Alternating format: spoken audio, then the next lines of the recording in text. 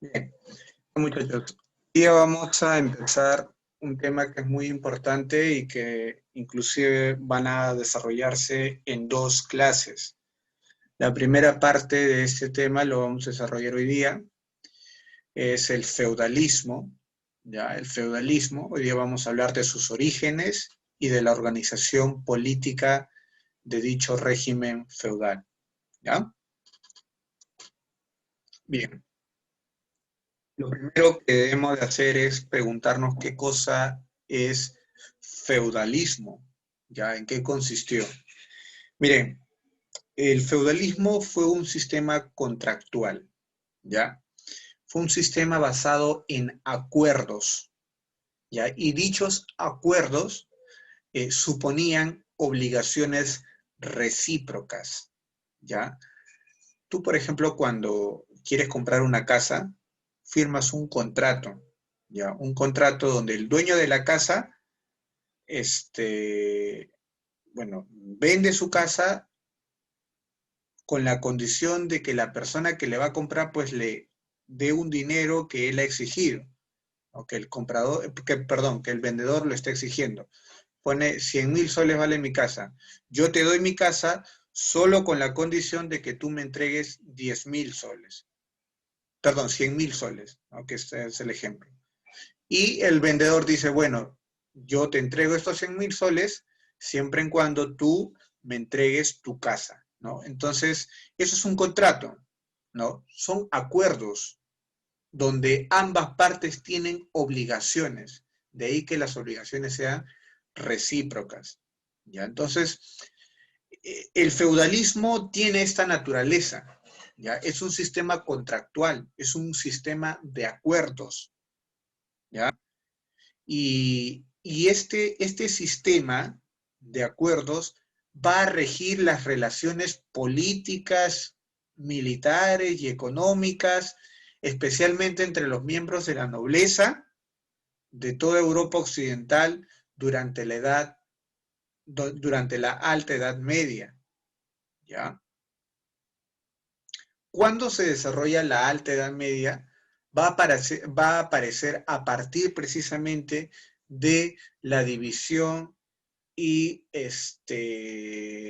y extinción del Imperio Carolingio, que precisamente lo hemos estudiado la semana pasada.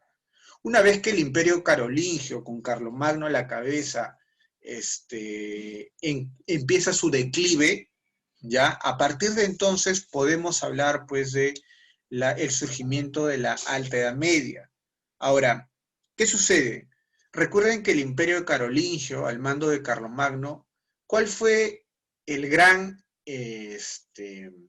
gran aspecto positivo que tuvo el Imperio Carolingio? Es que logró unir nuevamente Europa occidental, Europa occidental. Logró nuevamente una unidad territorial. Carlomagno conquistó muchos territorios, muchos reinos. Carlomagno además había logrado la unidad política, había logrado una unidad económica, ¿ya? Sin embargo, cuando cae el Imperio Carolingio, nuevamente Europa pasa a tener pues un poder político fragmentado, ¿ya? Un poder político fragmentado, donde todavía seguían existiendo reinos, donde todavía habían reyes, ¿ya? Pero la imagen del rey, ¿ya? La autoridad política del rey seguía teniendo una importancia muy importante, bueno, una importancia muy relevante, pero, ¿ya? Pero tendía más a ser una imagen simbólica, una imagen tradicional, donde el verdadero poder político, donde la verdadera forma en cómo es que se impulsaba y se administraba la sociedad, no venía de parte de los reyes, sino venía del poder local, del poder de los que ahora vamos a empezar a llamar señores feudales, ¿ya? Es decir, las leyes que regían la vida de las personas, de los pobladores de la Edad Media no eran necesariamente leyes dadas por el rey, sino leyes dadas por nobles, a los que llamamos señores feudales, que se encuentran debajo de esta pirámide social, ya, de la Edad Media. Ellos, los que están abajo, son los que verdaderamente gobiernan en la Edad Media, los que verdaderamente gobiernan. Y la figura del rey nomás está como una especie de, ¿qué cosa? Como una figura tradicional, como una figura simbólica. Que por supuesto, estos nobles, estas clases privilegiadas, ¿ya? Respetan al rey y hacen caso al rey, ¿ya? Le hacen caso. Eso está bien, pero quien verdaderamente gobierna en los campos de la Edad Media son los señores feudales, y ahora vamos a ver por qué, ¿ya? Entonces, se va a fragmentar, ¿ya? Se va a fragmentar el poder político tras la caída del Imperio Carolingio, y a partir de entonces, esa fragmentación política va a incidir directamente en la fragmentación social, ¿ya? Ya no hay una sola autoridad. Está el rey, es cierto, pero es simbólico. La verdadera autoridad se encuentra en determinados espacios territoriales, ¿no? Imaginemos que un feudo, que un territorio es San Juan del Lurigancho. Si tú te vas al Rímac, que ya es otro feudo, ¿ya? Allí pues vas a encontrar a otra autoridad. Y allí tienen sus propias leyes, tienen sus propios impuestos. Sus propios impuestos. Aquí tenemos otras leyes en San Juan del Lurigancho, más o menos así. Se fragmenta el poder político, aparecen distintas autoridades y a su vez también se fragmenta la sociedad, ¿ya? Los de San Juan del Lurigancho no podemos pasarnos al Rímac, no podemos llegar hasta Cercado de Lima porque eso ya es otro territorio, ¿no? Solo debemos de vivir, de desarrollar nuestra vida dentro de San Juan del Lurigancho. Así, se fragmenta el poder político y se fragmenta la sociedad. Esta es la Edad Media, este es el sistema feudal, ¿ya? Ahora, a ver, un momento. ¿Cuáles son los orígenes del feudalismo?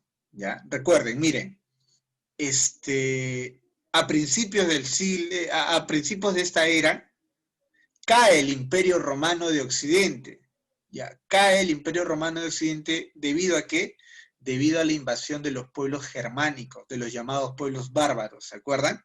Los bárbaros invaden Roma y empiezan a aparecer pequeños reinos, y entre las cuales el reino más importante fue el reino franco, que es de donde surgió precisamente el Imperio Carolingio. ¿Se acuerdan eso, verdad? Fue la semana pasada, ¿ya?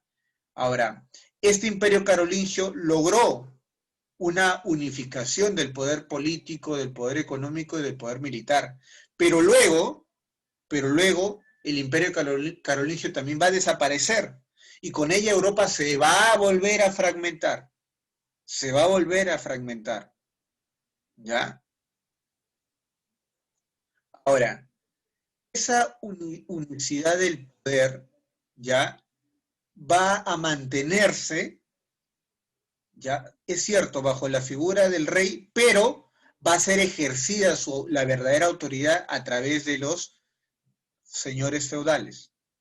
¿Ya? Los señores feudales son los que van a adquirir una utilidad y una seguridad muy importante para el pueblo de la Edad Media. Los reyes van a asociarse con los señores feudales. El rey va a mantener su autoridad suprema, pero va a delegar muchos privilegios a los señores feudales, ¿ya? Estos señores feudales iban a administrar la vida de la población. Estos señores feudales iban a hacerse cargo de muchas tierras que en efecto pertenecían al rey, pero los que verdaderamente hacían uso de esas tierras eran los señores feudales. Ellos eran los verdaderos administradores de las tierras. Ellos inclusive estaban a cargo de la defensa militar del reino de un determinado reino, ¿ya? Y la población iba a estar sometida a la soberanía de estos señores feudales. Así se trabajó. Entonces, ya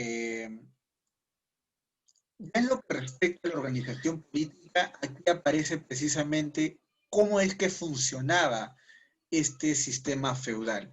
Ya sabemos que tras la caída del Imperio Carolingio, el poder político, la unicidad económica y militar en Europa se dividió y aparecieron nuevos reinos. No hubo una unicidad del poder, sino que a través de qué cosa, a través de los señores feudales. A través de los señores feudales se logró administrar a la población de la Edad Media.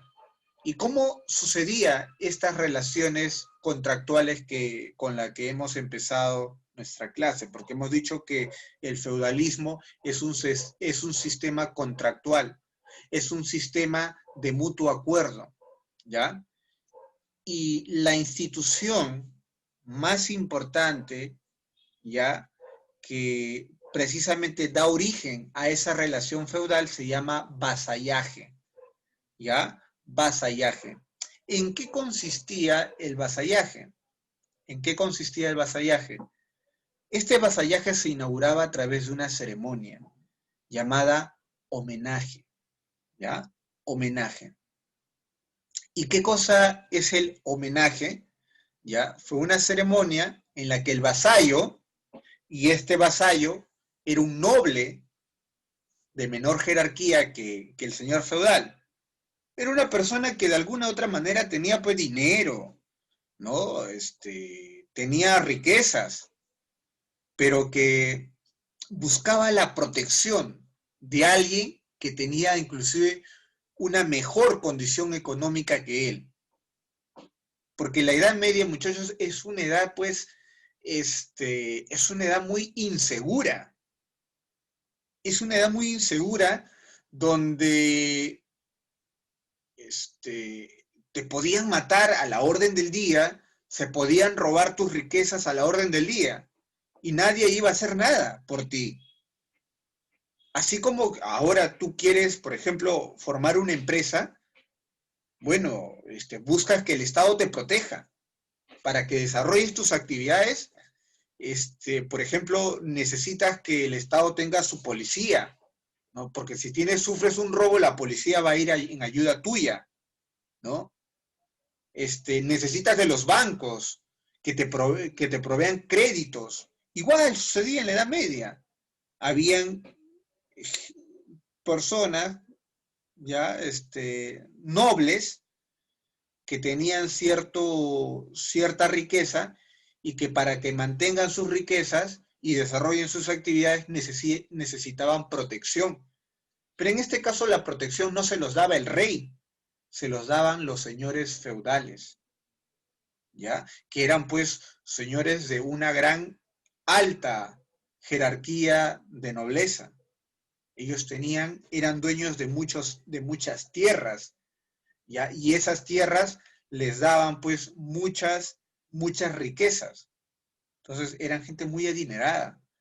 Y esta gente adinerada protegía a aquellos que se volvían sumisos a él, aquellos para los que trabajaban para este señor. Entonces, el homenaje es una ceremonia en la que un vasallo, un noble menor, da reverencia al señor feudal, le jura lealtad al señor feudal, le dice, mire, yo tengo mis riquezas, tengo mi casa, tengo mi familia, tengo también, como soy un noble, tengo también mis siervos, ¿no? Tengo gente que trabaja para mí. Yo quiero que todas estas riquezas estén seguras y quiero tu protección, ¿ya? Quiero tu protección. Y es así que el señor feudal pues le da la protección, ¿ya? Le da la protección y se produce el acto de investidura, es decir, ese acto en la que el señor feudal, ¿ya? El señor feudal se compromete a proteger a este noble menor, ¿ya? Si es que alguien pretende robarle a este noble menor, quien va a salir en defensa de este noble menor va a ser el señor feudal. ¿Ya? Nadie se puede meter ya con este noble menor. ¿Por qué? Porque ya tiene la defensa de un señor feudal. Su riqueza, digamos, está asegurada. Y obviamente esto tiene que ver con que este noble de menor jerarquía ceda una parte de su riqueza al señor feudal. Por eso el señor feudal era más rico en la medida de que tenía más vasallos bajo su poder, porque cada uno de estos vasallos tenía que ofrecerle una parte de su riqueza. Y así que, por ejemplo, ¿y cuál era el razonamiento de estos nobles? Bueno, prefiero perder una décima parte de mi riqueza que perderla toda, o que estar con la gran incertidumbre de que lo podría perder en cualquier momento. Entonces, esta nobleza aseguraba su condición económica, su condición privilegiada, sometiéndose a un señor feudal, ¿ya? Sometiéndose a un señor feudal. Claro, se podía dejar de prescindir de un señor feudal, es decir, ¿sabes qué? Yo ya no quiero tu protección, ya, es más, he conseguido a otro señor al cual yo le quiero servir. ¿Se podía hacer eso? Sí, sí se podía hacer eso. Muchos lo hacían, ¿ya? Y obviamente ya dejaba de tener, ¿no? La protección del otro señor feudal. Ahora, de que hayan existido represalias al respecto, de que el señor feudal, pues, por ejemplo, se haya enfurecido por este cambio de señorío de estos vasallos, pues inclusive a se los mandaba a matar, ¿no? Había un cierto miedo también al momento de abandonar a un señor feudal, ¿no? Porque eran señores poderosos, ¿no? Que no tenía ningún problema en matar a alguien si es que lo quería así, ¿no?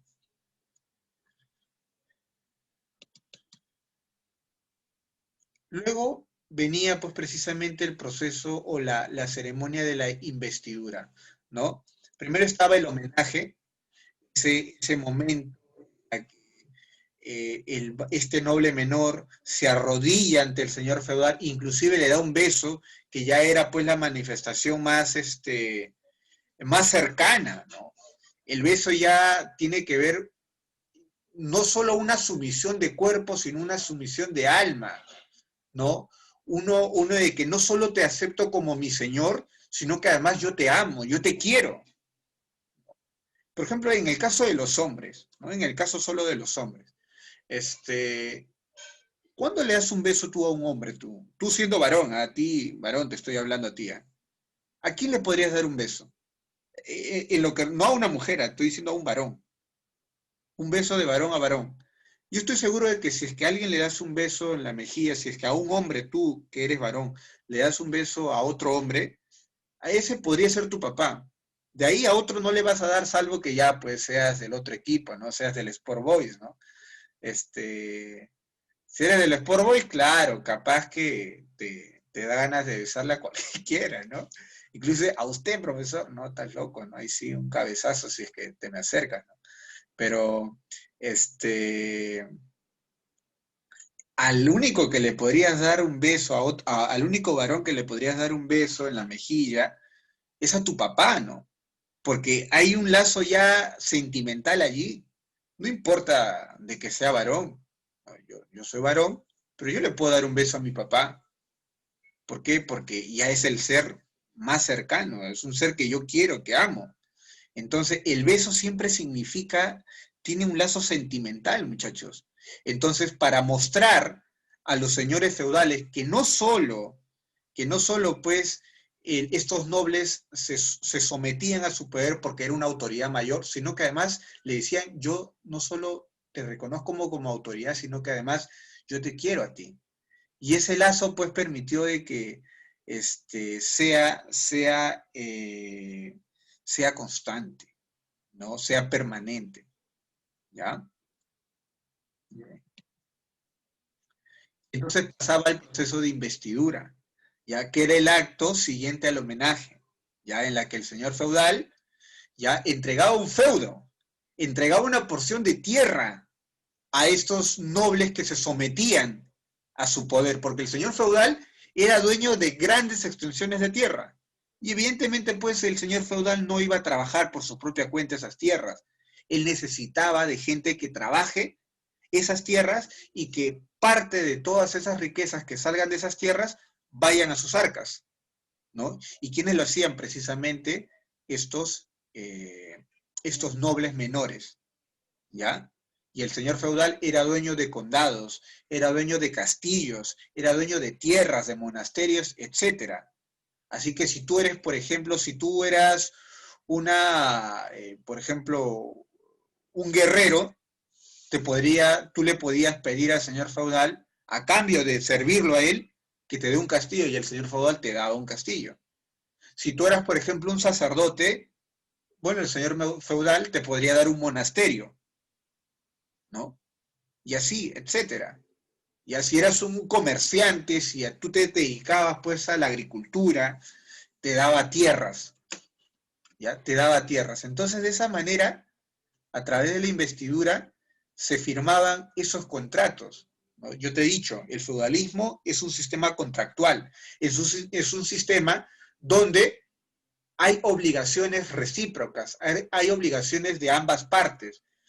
El señor feudal se compromete a cuidarte, a protegerte, el señor feudal te da un feudo, ya que puede ser un condado, un castillo, una tierra, un monasterio, etcétera, ¿ya? Y a su vez, tú te comprometes a que parte de esas riquezas que puedan aflorar de esos territorios que te está dando el señor feudal, tú se lo entregues al señor feudal. Y aparte, tú le sirvas al señor feudal, te sometas a su poder, que te sometas a sus leyes, ¿ya?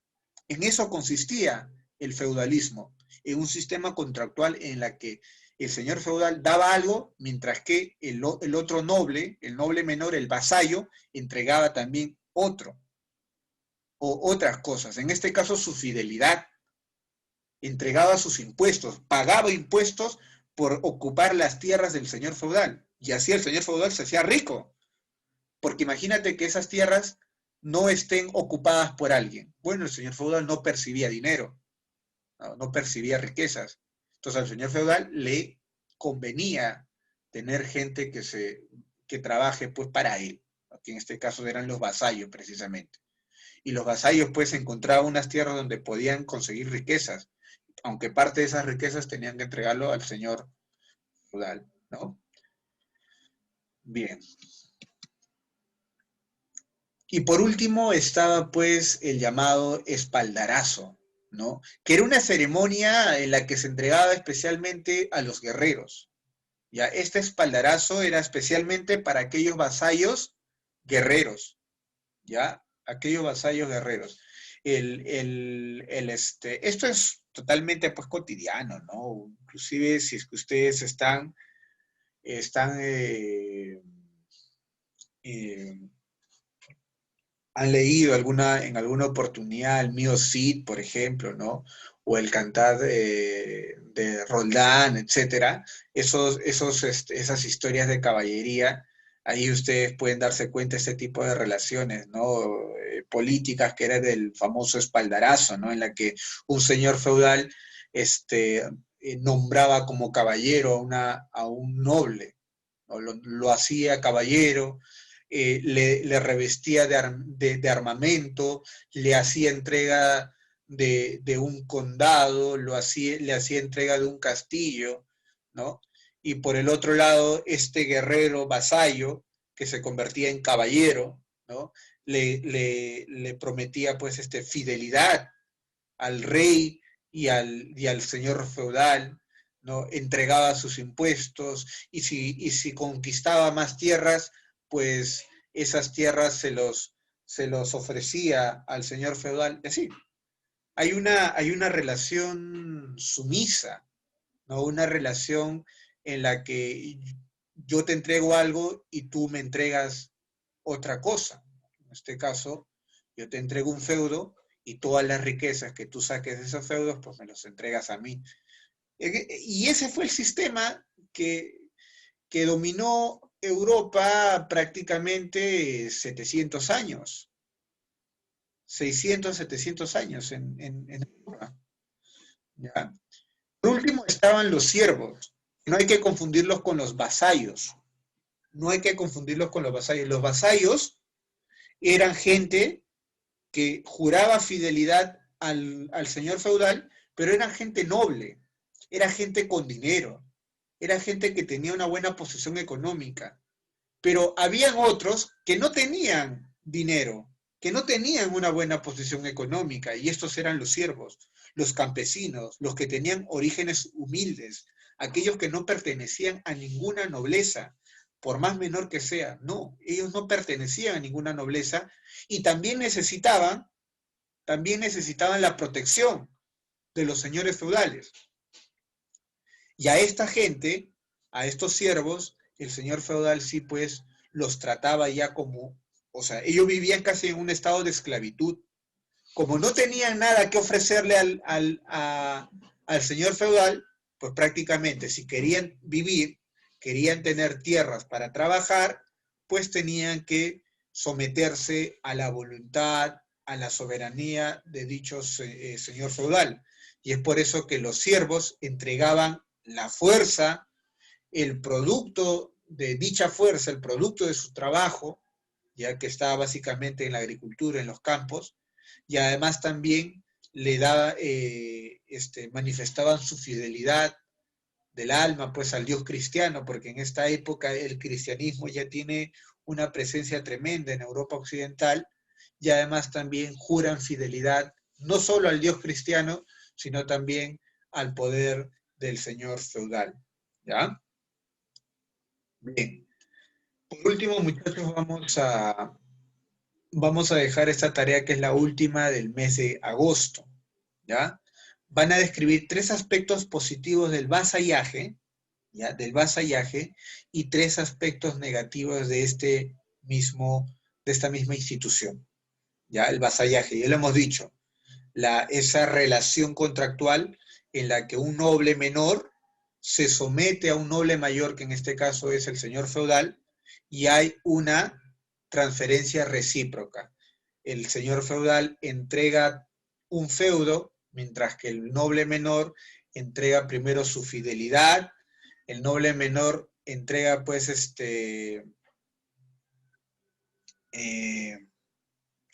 sus impuestos, el fruto de las riquezas que sale de dicho feudo. Nombre 3 cosas positivas de dicho sistema y 3 cosas negativas, ¿ya? Y a ver, aquí me he equivocado, ¿ya? Y dibujan o pegan alguna imagen pues referente al tema que hemos tratado hoy día, ¿ya, muchachos? Bien, a ver, hasta aquí tienen alguna consulta, por favor, para que puedan estar ya lo más preparado posible para la siguiente semana, que como ustedes ya saben, empiezan pues los exámenes mensuales, ¿ya? Así que